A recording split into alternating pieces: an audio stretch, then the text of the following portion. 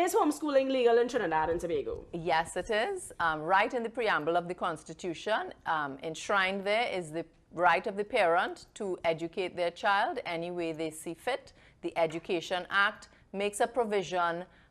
They want to ensure that education is taking place. Right. Do I need to register with the Ministry of Education?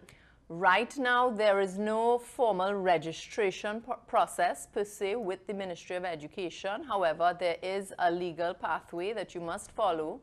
If your child is already enrolled in a school, you must inform in writing the principal of that school, copy the letter to the Chief Education Officer at the Ministry of Education. I advise parents to cite the homeschool curriculum that they have chosen to use so that the ministry has the comfort that education is taking place. Where can I find a homeschool curriculum?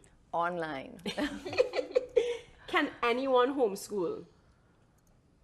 I would say anyone who has a strong command of the English language, you can read and comprehend, you have a certain level of organization. You don't have to be the most organized person, because I am not. You can homeschool, yes. Okay. But certainly a decent amount of reading ability. Because yes, you must have a strong command of the English language. If you are struggling with language, then homeschooling when you say may language, not be. you mean Speaking, not even just language, arts, reading, grammar, but just comprehension. being able to Yes. read properly. Yes. Yes. Yes. Okay. Can you homeschool my child for me? These are FAQs on the site, by the way. That is a very regular Yes. question, and no, the answer is no, I cannot homeschool your child for you. That would make me a private tutor.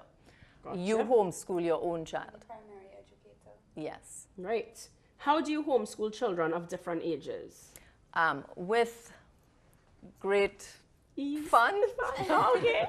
We all sit, for my family, for the biggest part of my homeschooling career, we sat around the dining table and each person had their various grade level books that they worked with, and I am available to the children for a block of time, and so as one has a need, you scooch over to them, you explain, scooch to the next one, scooch, and you just share yourself around. I think it's quite people fun. think that you're actively teaching for 2 hours. No, because as Frederick Tony would have said earlier in the interview, some students would have that self-study habit if they have grasped reading and comprehension early on. The books are designed to help them discover and learn and satiate their own curiosities as they go on. So it's only when they're stumped, they say, Mom, I don't understand this. Right. Or maybe when you're correcting, you see the errors and then you stop and say, okay, this is what they meant, and you teach into it and move on. Okay. If I want to homeschool only through primary school, how do I integrate my child at Form 1? Okay, so there are a couple ways you can do it. You can do it the route of having the child sit SCA and go into a public school, or you use a private school.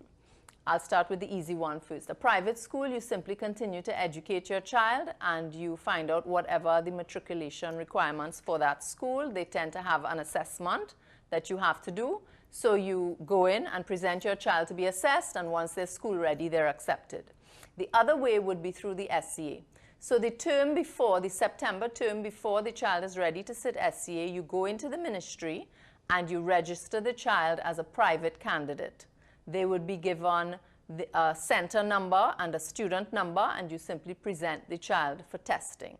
I recommend that in that term you switch from your homeschool curriculum and you begin to use SCA past papers, and you prepare the child to sit the exam just as you would any other exam.